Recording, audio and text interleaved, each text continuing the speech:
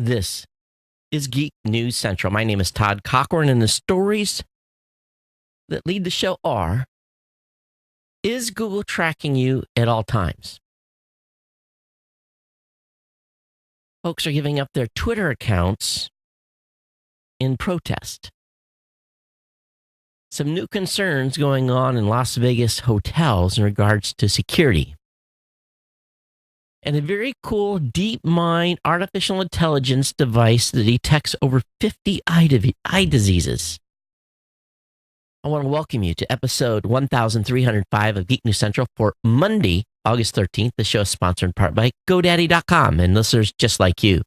Great deals from GoDaddy can be found at geeknewscentral.com/GoDaddy. You can support this show today at geeknewscentral.com/insider or simply paypal.me/geek news. You can pick up Ohana gear at cafepress.com/Ohana store. I want to give a warm welcome to all the new listeners. Thank you for being here. For all the longtime listeners that are part of the Ohana, thanks for being part of the family. Thanks for staying subscribed and tuning into the show. It's greatly appreciated. For those of you that are brand new, that have never been to the website, it's just a piece of cake. Get over to geeknewscentral.com. Once you're on there, get subscribed to the show. Lots of options on the side panel for you. Apple Podcasts, Google, Android, Spotify, TuneIn, Stitcher. It's all there for you.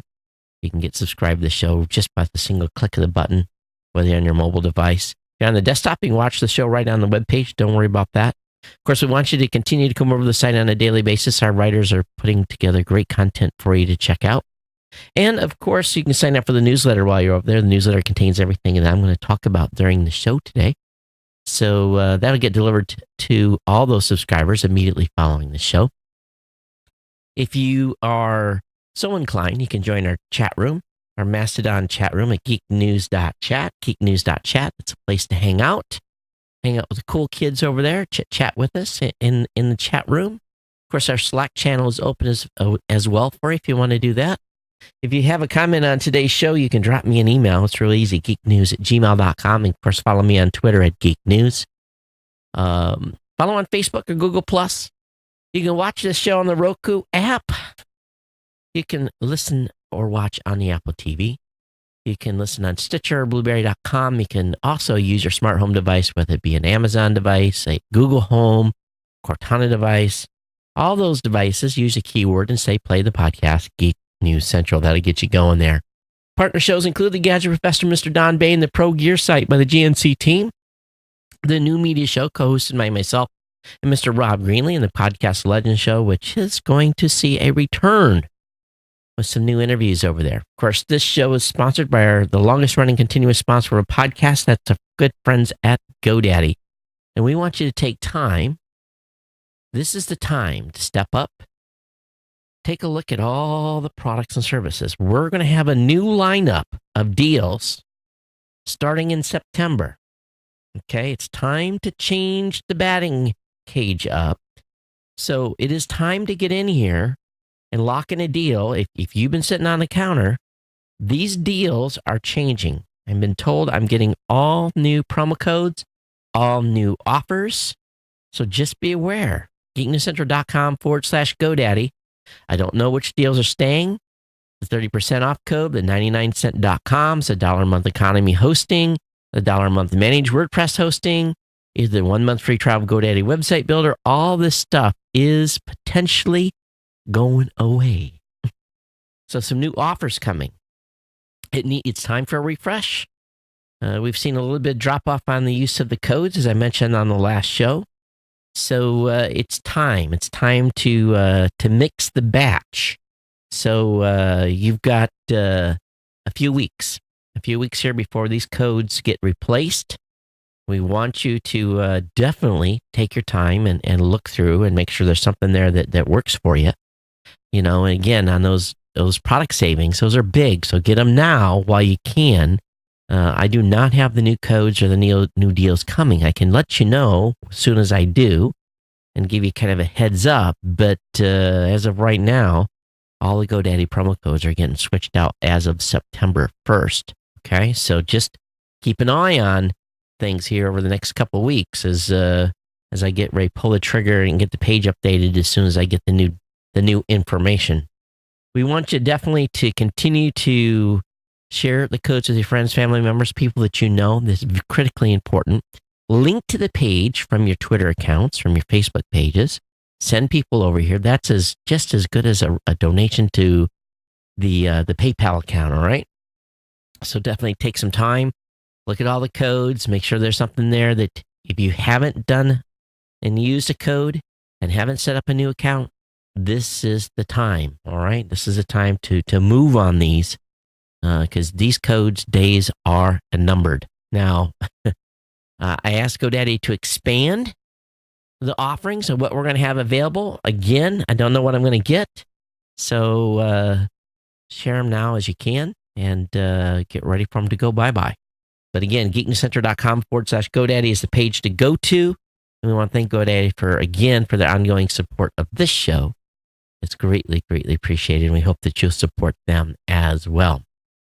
Okay, so just give you a little a rundown here. On Saturday, I was prepping for the new media show. I roll into the studio at 4:45 a.m. on a Saturday morning. And basically come in and get stuff set up. Then I hit the shower and come back in the studio dressed. So I'm in here usually just with some shorts on, no shirt, getting everything set up. And I was testing everything. And lo and behold, I accidentally hit the stream button. And all of a sudden, my phone buzzed, and it's a friend of mine. He says, "Hey, you're live. You're live on Facebook with no shirt on." And I'm like, oh my God. And I reached over here, and yep, sure enough, the red button was on, and I clicked it off, and I don't know how long, maybe 5 minutes. Someone sent me a screenshot of it. So, yeah. Luckily, I didn't stand up in that 5-minute period because if I had, you guys had seen me in my tighty whities too. So, that, believe me, I didn't want to hurt anyone or make anyone throw up in their mouth. It was bad enough as it was. But, yeah, that, you got to stay away from that live button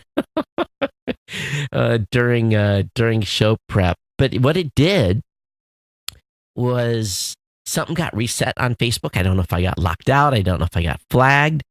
We couldn't go live. 15 minutes later, or 30 minutes later, I couldn't go live on Facebook. So we were locked out of Facebook Saturday morning. This afternoon, I was testing and we got everything going here. And prior to the show, I had to make a couple of changes. Who knows what? But yeah, it was not good. But anyway, Saturday, during the new media show, we announced the slate for the podcast awards. I spent pretty much all afternoon making corrections to some listings because people's shows were spelled incorrectly, getting RSS feeds, getting iTunes links, getting announced. Basically, the announcements out to the voters. It was just on and on and on. And got that all done. Spent some time both Saturday and Sunday in proposals.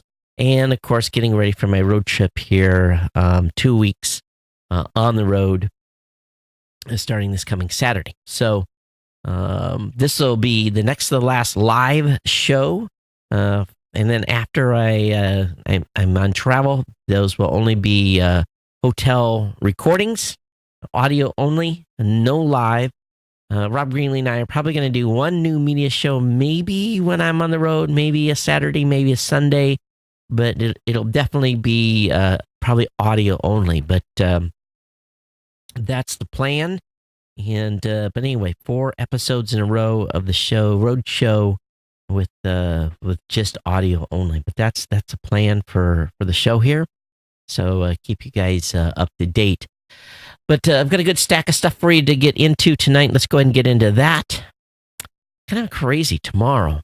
I mean, I start off with meetings like, bam, at like 5 a.m., 6:30 I have an interview. Then I got to blast out of here as soon as the interview is done and take my son to school, get him on time. Yeah, it's going to be a busy, busy, busy morning. Hey, don't forget, we're when we are live, It's at live.geeknewscentral.com, live.geeknewscentral.com. There's a chat room there you can join. If you're on Facebook, you can join that stream. That's where the YouTube stream is. So definitely all that's available there. Okay, so let me get into this stack of stuff here. There is a very concerning article that was put out by AP News. And I got to reach down here and clean my glasses while I'm doing this article.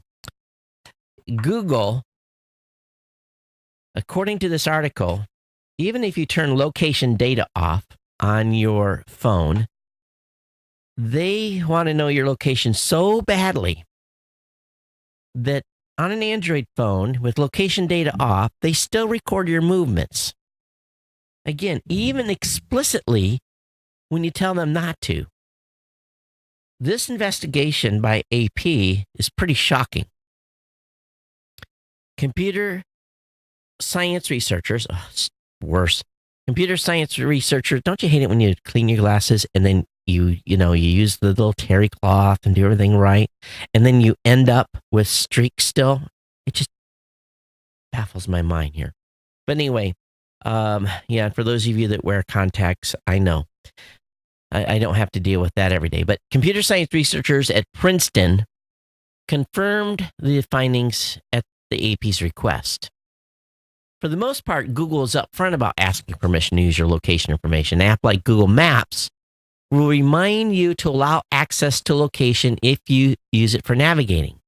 If you agree to let it record your location over time, Google Maps will display that history for you in a timeline that maps out your daily movements. Storing your minute-by-minute travel carries privacy risk and has been used by police to determine location of suspects. It's been used for spouse and spousal proceedings. It goes on. Google says, though, that they will prevent the company from remembering where you've been. You can turn off location history at any time.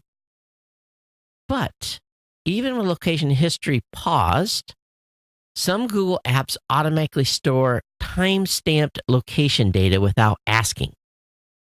So check this out. For example, Google stores a snapshot of where you are when you merely open its Maps app. Or if you look at automatic daily weather updates on Android phones, it pinpoints roughly where you are. And some searches, Google searches that have nothing to do with location, like chocolate chip cookies or kids' science kits, pinpoint your precise latitude and longitude accurate to the square foot and saves it to your Google account.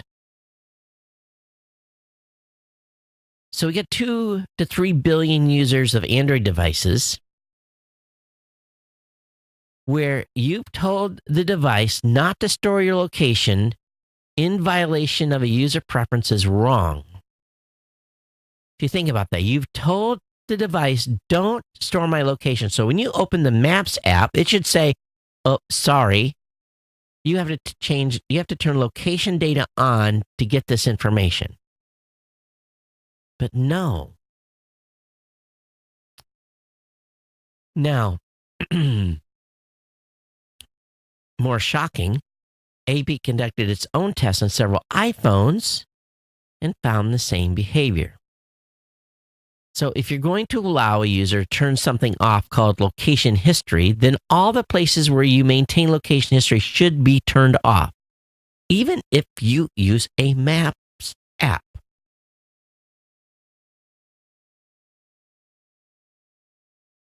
Google says, we provide clear descriptions of these tools and robust controls so people can turn them on or off and delete their history at any time. Senator Mark Warner told AP it's frustratingly common for technology companies to have corporate practices that diverge widely from the totally reasonable expectations of their users. Representative Frank Pallone of New Jersey called the comprehensive consumer privacy and data security legislation in the wake called for comprehensive consumer privacy and data security legislation in the wake of the AP report. To stop Google from saving these location markers, the company says users can turn off another setting, one that does not specifically reference location information, called Web and App Activity, and enabled by default. That setting stores a variety of information from Google Apps and websites to your Google account. So if you turn off Web and App Activity, it will prevent activity on any device from being saved to your account. But leaving Web and App Activity on and turning location history off only prevents Google from adding your movements to the timeline. Its visualization of your daily travels, it does not stop Google's collection of other location markers. Yes, you can delete those location markers, but they say it's painstakingly hard to do so, since you have to select them individually unless you want to delete all of your stored activity. You can see the stored location markers on a page in your Google account by going to myactivity.google.com. Although they're typically scattered under several different headers, many of which are unrelated to location. To demonstrate how powerful those other markers were, AP created a visual map of the movements of the Princeton postdoctoral researcher Gunz Akar, who carried an Android phone with location history off and shared a record of his Google account. So let's see if we can bring this up. So it showed on the map him in and around New York City, going into Manhattan, down into Franklin Township and New Brunswick, in that area, and basically showed pretty much his dotted path of where he'd been with location data off. So this is for you Android and iPhone users. There's some serious questions here. And this story goes on with more information, but you get the point here. With location history off, Google is still tracking you, okay? So be aware of that, all right? Now, accordingly, we found a couple of articles tonight that talked about how to find and delete your Google Maps history, along with some other information about that. So that'll be linked up in the show notes. But more scary is that some of you are using location sharing apps. In other words, sometimes families have an app where you can see where your kids are, where your husband is. It gives you can bring up and it shows the location, how fast they're driving, the whole 9 yards. And I know some people that use this particular function, and I understand why they use it, but that they can be pulled up and you can see where your kid's at in an instant, okay, and what they're doing. But Forbes did a study that found that tracking apps made for families and couples to monitor each other are easily intercepted and allow hackers to spy on the phone user. The report, entitled "From the Folks at DEF CON, All Your Family Secrets Belong to Us," took a look at 18 Android tracking apps that have been downloaded by millions of Google users. One of those is the Korean app Couple Vow, which allows couples to share their location, their call history, and their text messages. Researchers found that with a simple type of HTTP request, hackers can read unencrypted data without any authentication. They were able to lift 1.7 million passwords from Couple Vow alone and pull out user images, which included nude photographs. So Couple Vow is largely an app that basically keeps a couple in check. It basically reports everything to their significant other. And it's just kind of weird. Aren't you supposed to trust one another?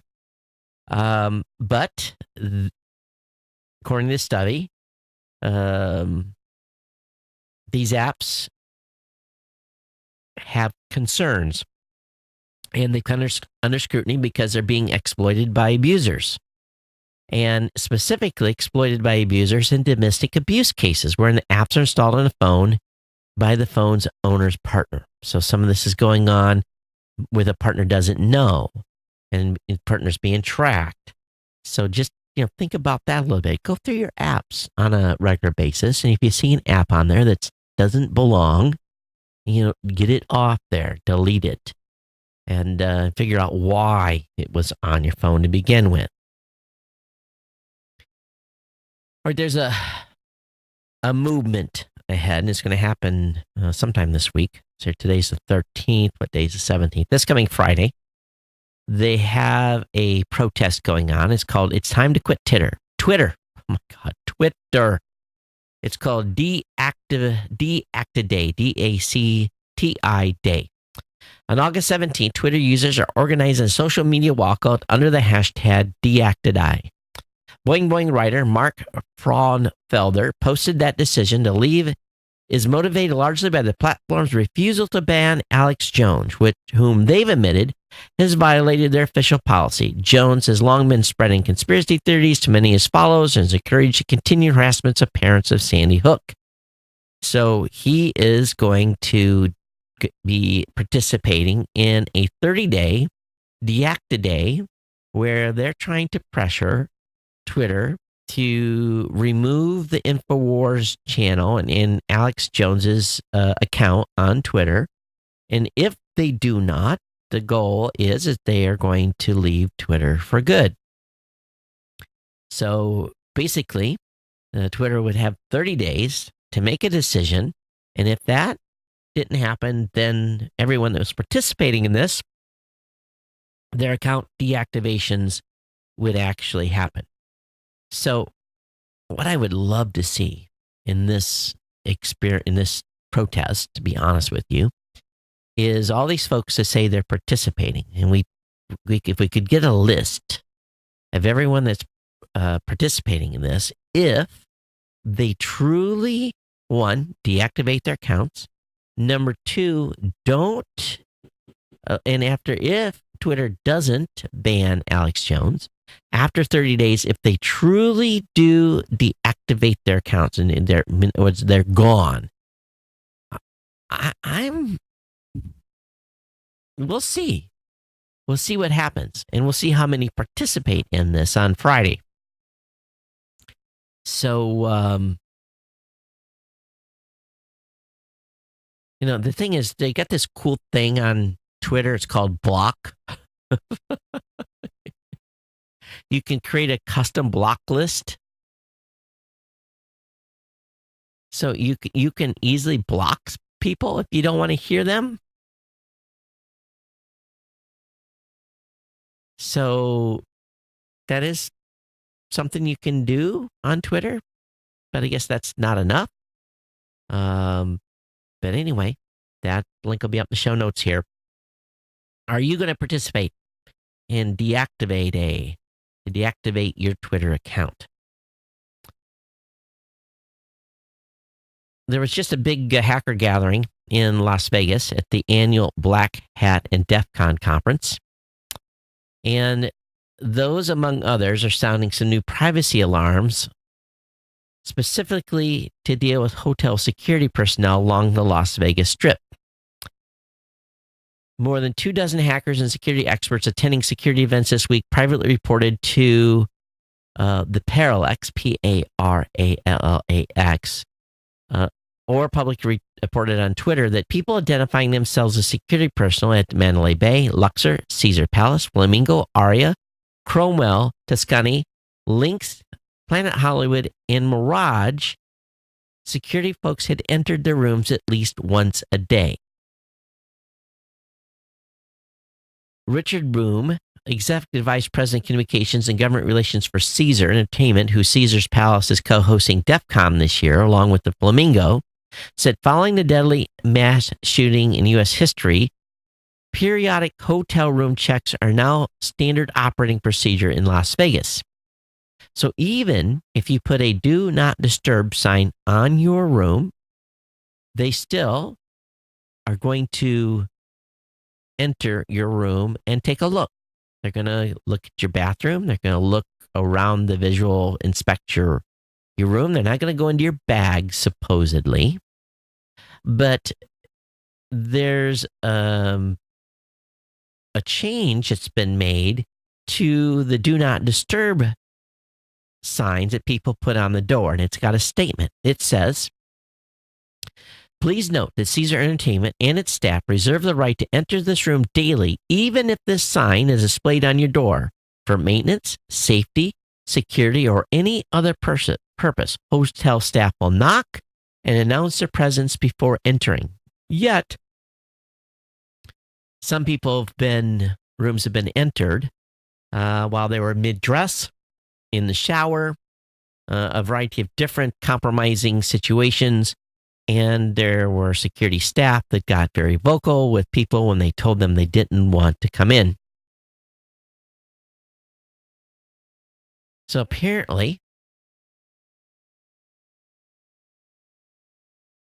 civil rights attorney noted that in July, Mandalay Bay owner MGM sued more than 2,500 of the shooting victims and attempted to dismiss claims that it's liable for deaths or injuries related to the Paddock shooting. The corporate lawyer told them to avoid a negligence suit by searching rooms so that exactly what the concert shooter did by stockpiling weapons in a room won't happen again. The attorney requests to remain anonymous wrote in the message, "The result is we are always preventing the last attack, but you're only good at predicting future attacks. Efforts to do so are usually hapless and invasive." So, when you go to Vegas and you stay in a Caesars property from now on, better not leave anything out that you wouldn't want the security folks to see. Now, of course, maids come in the room on a normal basis and make up rooms, but even if you put the "Do Not Disturb" sign on your door, they'll still come in the room. So lock your stuff up or put stuff in your bag and make sure that it's not out to be seen. And some folks at this security conference actually set up security cameras to observe the security folks coming into their room, which I thought was interesting. So you just watch. There's going to be a big rush now on portable security cameras that you can set up in your hotel rooms to watch staff. This next article is really, really pleasing to me. It's called DeepMind. DeepMind's artificial intelligence can detect over 50 eye diseases as accurately as a doctor. Well, let me give you some conditions here. If we think about computer systems, especially ones that are doing medical diagnostics and what they could do to reduce false positives and everything else, this new research from Google's DeepMind subsidiary UCL and Moorfield Eye Hospital have used deep learning to create software that identifies dozens of common eye diseases from 3D scans and then recommends patients for treatment. So this is pretty amazing here. The software was trained on nearly 15,000 OCT scans from some 7,500 patients. So obviously 7,500 patients, 2 eyeballs.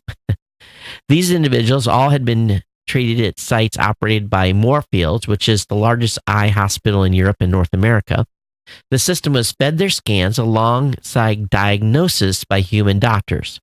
From this, it learned first how to identify the different anatomical elements of the eye, a process known as segmentation, and then recommend clinical actions based on the various signs of disease that the scans showed. In a test where the AI's judgments were compared with diagnosis by a panel of 8 doctors, the software made the same recommendation more than 94% of the time. So if you're going to have something looked at, you have one doctor. He's going to make a diagnosis based on his knowledge, but you've got 8 doctors who compared the results, and this AI's judgment was as high as 94%. For me, I think those results are extremely encouraging. But some folks are worried. They're worried about how AI systems will be integrated into patient care practices.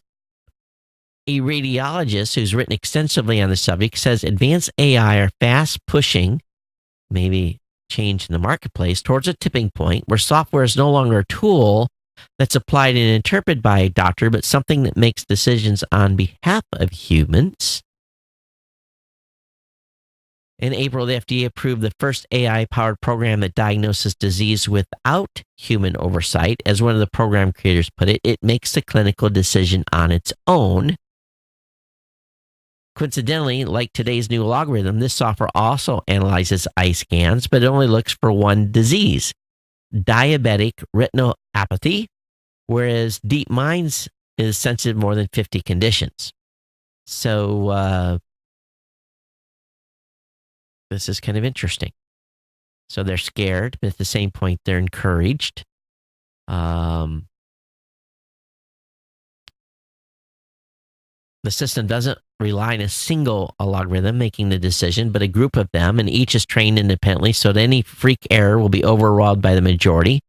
Second, the system doesn't just spit out a single answer for each diagnosis. Instead, it gives several possible explanations alongside its confidence in each one. It also shows how it is labeled the parts of the patient's eye, giving a doctors an opportunity to spot faulty analysis. But most importantly, software isn't a straightforward diagnostic tool. Instead, it's designed to be used for triage, the process of deciding which patients need care fast. So while it does guess what conditions a patient might have, the actual recommendation it makes is how urgently the individual needs to be referred for treatment. But the more they collect, the more they're going to know. And regardless of all this,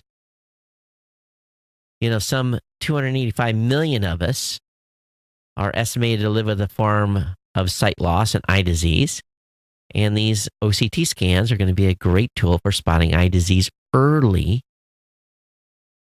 And I get an eye exam twice a year because my family has some eye disease history, and we just got to keep an eye on things. And I've been lucky so far, no issues. But this is why I go twice a year for an eye exam. Very, very, very cool. All right, switching topics here. At this DEF CON event, they did some hacking of some voting machines and voting sites. Needless to say, kids as young as 11 were hacking all kinds of different websites. The first day saw 39 kids ranging from 6 to 17 try to crack into government election websites. They had a very, very high success rate. All of them were successful except for 3. Now, all but 4 of the children managed to leverage the planted vulnerabilities. So these were sites that, had vulnerabilities. They just had to find them. And then they went after the actual voting machines themselves and were able to crack them in a relatively easy fashion. One took a little bit longer than what it would normally take to vote. So that one maybe not had been as effective, but they did own the machine and completely reboot the operating system and had it playing music instead of taking votes. They were able to add a person to the ballot in one instance. So they've got some concerns, and it's a pretty good article. And again, didn't have a very full range of voting machines, but enough to make you know that there's still some challenges out there when it comes to these things and election integrity. Moving on, lots of speculation about the iPhone refresh. And I'm kind of excited too because I'm going to be due for a phone refresh. But of course, the stuff that's at the top list about faster processor, 2 different types of screen types from the iPhone models, Face ID throughout, no Touch ID, claims 3D Touch is out. There's going to be some camera updates, obviously, thinner bezels, more powerful speakers, an improved iPhone cable, quote unquote, dual SIM. That would be awesome. Dual SIM would be awesome, be honest with you. Not sure about colors, of course, yet. And of course, price from $550 all the way up to about $1,100. And potentially the iPhone SE which would be basically an iPhone 8 remake or some sort. So we'll see what happens here over the summer. Are you ready for an iPhone update? Which one are you going to go with? I'd love to hear your comments. Also, got kids going back to school. Mine are already back in school. This is, they're back. This is start of week 2. But many of you in the mainland in the United States, kids are not back. So there's some back to school buying guides, including stuff for your college-bound student. They're still recommending the Dell XPS 13, the HP Spectre, the Samsung Chromebook. That's an interesting idea. Though the gamers aren't going to like that one to go to school with, but it might be a good one for a student, K through 12. Recommending some speakers, Bluetooth speakers, headphones, and so forth. Link will be up in the show notes here. Ars Technica's got this article. I'll have it for you. Also, the 10 best sites for cheap last-minute online car rentals. And you know what? I've had mixed luck with renting cars. And certain airports, cars are cheaper. As an example, Detroit, Thrifty, always cheapest. Vegas, dollar rental car, always cheapest. It's just certain locations have certain price points, and it just seems like certain rental units or car rental is certain places are just cheaper. San Francisco, Hertz seems to always be the cheapest. Typically, Hertz is always the most expensive. You know, between Hertz and Avis, they're always neck and neck for the top price. But anyway, there's some good sites here. Cheap Tickets, Priceline, Costco Travel, Sky Scanner. Do you guys know you can use airline miles to rent cars? So if you don't have the cash, but you got the miles, you can do that. Kayak, Hitmonk, Expedia, rentalcars.com, rentcars.com. I'll have all these linked up in the show notes. So shop around, find those deals. Some of them you have to prepay, some of them that you don't. Typically, if you prepay, you will save money. I found that to be the case most of the time. Sometimes it's not much. It may be $20 or $30, but if your plans are locked in and you know you're going to someplace and you know you're not going to get your schedule change, the prepay can save you a little bit. I always find it, sometimes my schedule is a little bit more flexible, and I always get leery about prepaying, but it usually works out pretty good. All right, AMD, we haven't heard about them in a while, but AMD's got a new chip out called the Threadripper. It's the 29nm WX32 core and the 2950X16 core. The review on this 2990 WX32 core is nothing short of remarkable. And they are, and this thing has got some juice, and price is not cheap. Let me just tell you, this 2990 WX with 32 and 64 threads, that bad boy is $1799. So it's going to set you back a little bit. And then the next chip is the 2950. It's got 16 cores and 32 threads, $899. Chip speed between the two is 4.2 and 3.0 and 4.4 and 3.5. So these bad boys rock. So I have the link up in the show notes. You can check them out. But AMD, I haven't been in the news in a while. So it's nice to see them making some moves here. Hey, Jack, you're going to love this. Solar-powered aircraft stays aloft for a record-breaking 25 days. The Zephyr UAV flies at 70,000 feet. It packs satellite-like capabilities. The Zephyr is put together by the folks at Airbus. And so 25 days aloft. Of course, it's above weather. It's up pretty high, so it doesn't get affected. You know, it gets all day sun. And there isn't cloud cover over the top of it. But this high altitude pseudo satellite flew for 25 days. setting a time aloft record for any airplane ever. It shattered the previous record of 14 days marked by a previous prototype Zephyr aircraft. And of course, the clients for the Zephyr is the UK military, which has ordered 3 of the aircraft, and the Zephyr S is a production rather than a prototype. And so they're going to be putting whatever governments put on these UAVs. It also can be used to distribute internet, much like Facebook, Google had planned to do with Aquila and the Solara. So Google said it will stick with its Project Looms to do that, while Facebook will work with the other companies building solar UAVs, presumably including Airbus. And they're not building their own because of the one they crashed. So, pretty cool stuff. You see this thing fly, and you can just tell that when it takes off, they have to have pretty clear skies for the climb out. It looks so fragile. I mean, it looks really, really fragile. And it's almost launched literally by hand.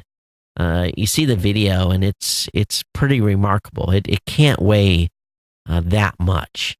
So I just wonder what the payload capability is, and it flexes in such a way that it makes me go, wow, this thing is pretty fragile. And so they have to have perfect weather going up, perfect weather coming down, or it probably won't survive the transition from 70,000 feet down. They have to have pretty clear, steady air. But you can check the video out for yourself. It's pretty slick. Windows is coming to Chromebooks with Google's blessing. Google plans to allow Windows 10 to run on its budget Chromebooks with Google's approval. And I don't know fully the reason for this, but this is the announcement. Facebook also, they're in the news today. They bought VidPresso. I'm familiar with VidPresso. They bought the team and tech to make video interactive. So that's a pretty good deal. Does it say how much they spent? So it acquired VidPresso, buying its 7-person team and its technology, but not the company itself. The 6-year-old Utah startup works with TV broadcasters and content publishers to make their online videos more interactive. Financial terms of the deal weren't disclosed, but it wouldn't have taken a huge price for the to be a success for the startup. VidPresso had only raised $120,000 in seed capital from Y Combinator in 2014, plus some angel funding, and it was profitable by 2016. So, very, very cool. Congratulations to them on the acquihire, and we'll see what that brings to Facebook down the road. Uber says they're going to use artificial intelligence to determine if your trips are for business or pleasure. I accidentally paid for a business trip with a personal card.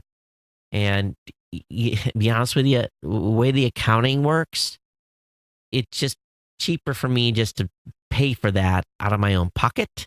It was actually not an Uber, it was a Lyft. And I just made the mistake of by pressing the wrong credit card charge. So anything they can make it more interactive to make sure we're using the right credit card on a ride, the better. So Uber's looking at travel patterns, a variety of different stuff to see if you're using it for personal or for business. If they're able to auto-detect that, that's smart. There's a report out that YouTube is reportedly paying creators to promote its new features. So you can see some big names shill for membership and paid chat options.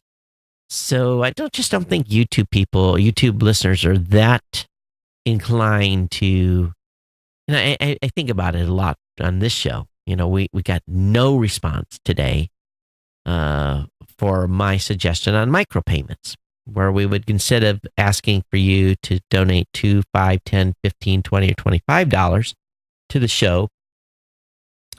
Sam had suggested that we go with 50 cents to lower the bar of entry, but yet get a big enough base of people to become insiders to help the show essentially become more self-sustainable. And not a whisper from all of you. So that said, I wonder how many of you are actually contributing to YouTube creators? Are you making videos or donating to those folks?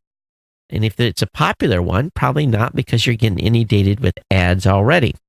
I was talking with my son, Chris, and I actually posted something on Facebook for those of you that follow me. And I had said, and actually someone come up with a cute name for the potential show. Let me see if I can actually remember what it was called. Oh, it was called Wait for It. There's a lot of times that I am doing, I tried doing the YouTube videos, but I always find, even this show, I have to constrain sometimes. Well, actually, a lot. There's stuff I just can't talk about, stuff that I wish I could talk about, stuff that I wish I could shout about.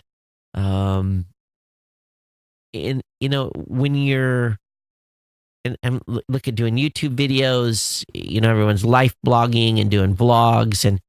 But for me, there's so much that from a business perspective and personal too, that I don't put out there, that I know if I could, it would be like, we'd have millions of listeners and viewers.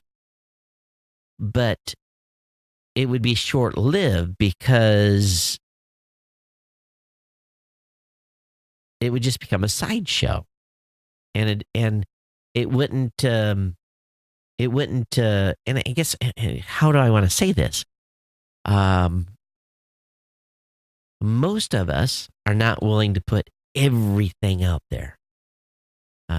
Everyone's life has got a little bit of soap opera going on. But I'm exposed to so much stuff in the podcasting business space that it would just make for great content. And I had to be quiet. And my business wouldn't survive. My relationship wouldn't survive. I could really put some stuff out there, right? And I told my son, Chris, I said, man, it'd be cool if we could record. I mean, really record what we really want to record and just lay it out on the line. I said, but it wouldn't be safe to be published until I was dead, but then it would be so long that it would have no value. People would have no context. So in order for it to be successful, it has to be real time, right? On a day-to-day basis. So I'm always very jealous of some of the YouTube creators out there that have this great freedom. They have their own personal business per se. They're maybe in a product business, like clothes or something to that effect. So they can really get in and get deep and share information, and it makes it very engaging. But there's so much stuff that I have that's confidential for my clients and everything else. I just can't talk about it. I'd be out of business. But I'm always just a little bit jealous about those that can really lay almost everything on the line. And they, and again, I look at certain styles of way people create content, and it just, they've really got it dialed in, especially on the video side. When it comes to telling stories and putting a vlog together, it's still a lot of work. They have huge amounts of editing to do, which I hate editing. That's why I would never make a good vlogger, to be honest with you. I just hate editing that much. All right, let's move on here. FBI warns banks about ATM cash out scheme. Apparently there's something going around. They think next couple of days, some bank is going to get hit, and they're going to empty ATM machines across the country. So again, it's called ATM cash out.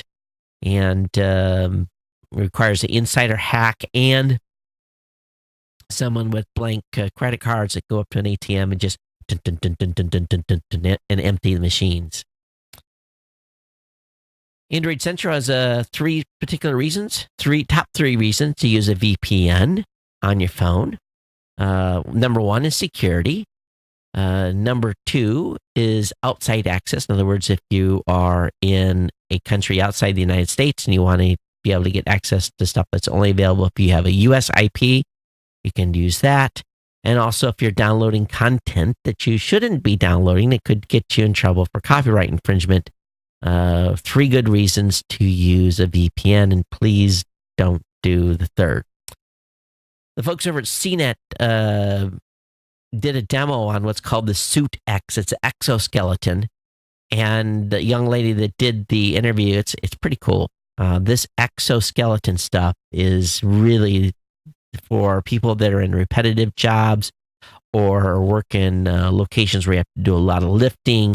These exoskeletons are totally amazing, very, very, very expensive, but work fatigue, job fatigue, getting injured on the job, lifting injuries. If companies employ this and it works and these suits don't break down, it could really change the workplace injury rates. I mean, it could dramatically lower them. But then again, you might get hurt falling down one of these things too. But watch the video. It's very, very cool. Michael Kors, you guys know who that is. They're a designer. It's a fashion brand. It's been keeping Wear OS alive over the last few months. And the company recently announced it's an update to its popular Runway series. So if you're a fan of their particular brand, you definitely want to check these new smartwatches out. Pretty slick designs, of course. And the video will give you the demo on how it looks like in Wear OS. There's an article over on Lifehacker talking about when it pays to buy a one-way plane ticket. Everyone always tells you it's cheaper to buy round trip. Well, you'd be surprised. Like with United, they price it one way anyway. And I've never found, at least in recent times on United, doing one way is more expensive than a round trip. So I don't know if this article has a lot of usefulness, but if you're flying on Ryanair or one of those types, this may give you some information on how you can save some money flying one way on one-way tickets versus round trip. Also over on makeuseof.com, 12 types of Android apps you can replace with the Google app. So, the majority of Android users use Google search app for, searching the web. But the company supplemented its main app with a host of new features and utilities. Usually, you'd rely on a variety of dedicated third-party apps for these features. And now, Google app can handle several different common tasks and turn basically your phone into a Swiss Army knife for services on your phone. Everything from reminders to weather to podcasts. We've talked about, and this is beautiful, all you got to do is your Android app, for those of you that are listening, is load Chrome, search for Geek News Central. When you see that, click the More Episodes link. And then at the top right, in one of those, I don't know if they exactly call that, it's a little pipper, the 3 dots at the top right. You click on that, and then you add to homepage. And it will add an icon for Geek News Central right on your Android home screen. It's really, really slick. And you'll have an app for this show right on your phone. Tip calculator, shopping list, news and interest, bookings and reservations, currency conversions. All this is built into Google App. And they may replace some of the apps you currently have. But anyway, I have this up for you to check out. I personally think that some of the third-party apps obviously do it better because that's what they're focused on. Spotify could soon let you skip ads for free. Wow, it's called the Active Media feature. It's been quietly rolled out in Australia, letting users skip as many ads as they want. So this is a new feature that lets users skip audio and video ads even without being on a paid subscription. So I don't understand this. So when an ad break comes up, user will be able to choose whether they see or hear the ad in question, or whether they want to skip the ad altogether. The selling point for advertisers: Spotify will now know more about a user's preference and be able to better target advertising in the future. It's It's an interesting model. I think we all skip when we can, right? Some of you skip the ad in this show. 16 smartphone apps, really for nearly any emergency. And some of these are good. So if you get lost, there's the apps Here We Go, City Mapper, Google Translate, Gaia GPS. If you need first aid, there's American Red Cross, St. John's Ambulance First Aid, WebMD. If you need to send an SOS, Life 360, KiteString, React Mobile, Noonlight. Guys, any of you CB guys around from the 70s? Do you know what React is? Geek Prize of the Week, if you can come up with it. What React was, R-E-A-C-T. I know, don't cheat on Google. This is CB lore from back in the day. Any of you been in a React truck? If you face a natural disaster, there's Weather Underground, FEMA, Zello. All these are apps that you can put on your phone, emergency style type apps. Facebook has introduced a new requirement for page managers. So for those of you that manage a page on Facebook with a large audience in the United States, Facebook is adding primary country location and page merge data to the public info tab. So basically, you're going to have to prove you are who you are and where you live. And until you do this, people won't be able to post on their page. You have to complete the process. Enforcement will follow quickly, and they're going to show data when a page is merged with another page. I didn't even know you could do that. So again, this will initially roll out for pages with a large U.S. audience. And this is part of their attempt to slow down some of the misinformation that's going on out there by bad actors. Apple Insider's got an article about the lowest price ever for an Apple 13-inch MacBook with function keys, 16 gig, 256 for $1,399, $300 off. So that's pretty exciting. This discount is exclusively available at Apple Insider. The link will be up in the show notes for you here. Again, 13-inch MacBook Pro with 16 gigs of RAM, 256 gig SSD at $1,399. It's space gray, 2.3 gig machine. So you got to follow the step-by-step instructions they have on their page. There's a question, should you buy the Galaxy Note 9 or wait for the Google Pixel 3 XL? And there's a good article on this. I'll have this up in the show notes for you to review. If you've been thinking about the Galaxy Note 9, or if you've been thinking about the Pixel 3 XL, this may get you a little further down the road on that decision point. Also, the top 10 best Android smartphones in August. Wow.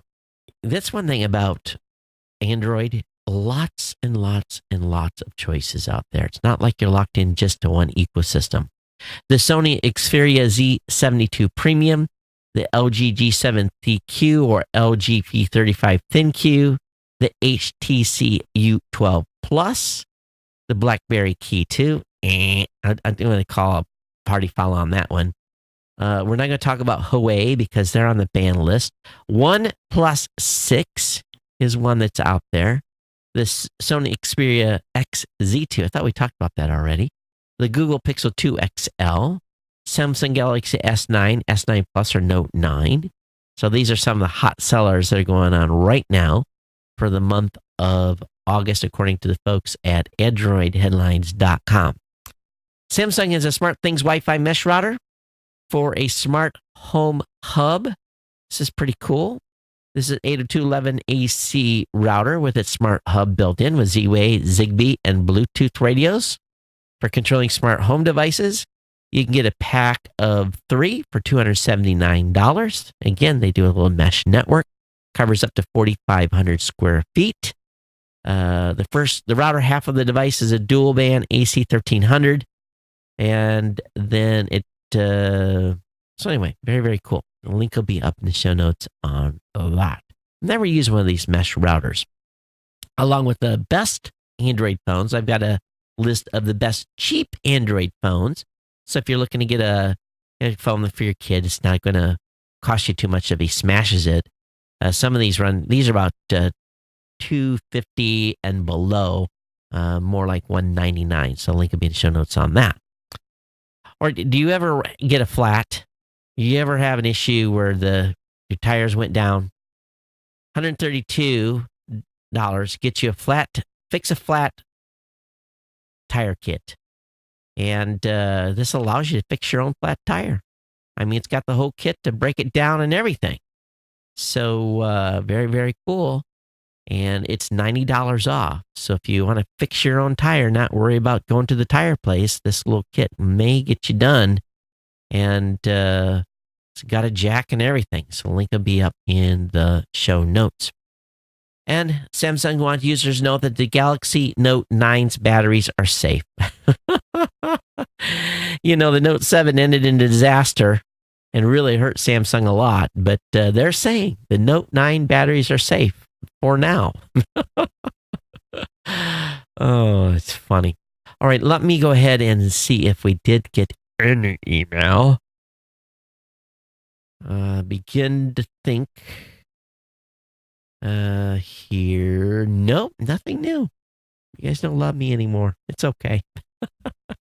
Hey, it's been my pleasure to bring you the show today. I have a very interesting interview tomorrow. A couple of people have tried to talk me out of it, but I'm going to do it anyway. I think it's good to get some perspective out in the space, specifically when it comes to podcasting and where we are at today. And so that should be fun.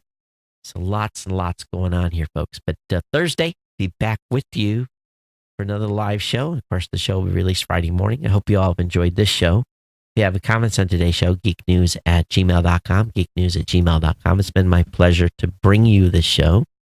And if you haven't looked at the Podcast Awards website, take a look. There's some great shows on there that made the slate. Congratulations to those that did. Voting is in progress. Obviously, I don't want to tell you my recommendations, but you can go there and subscribe. We've got it set up so if you have an Android device, you can click on the Google Podcast link to get that Google Podcast app to subscribe to a show. Of course, that's available at geeknewscentral.com as well for this show. Everyone, we'll see you next time. Thank you for being here. Everyone, take care. We'll see you next time. Aloha.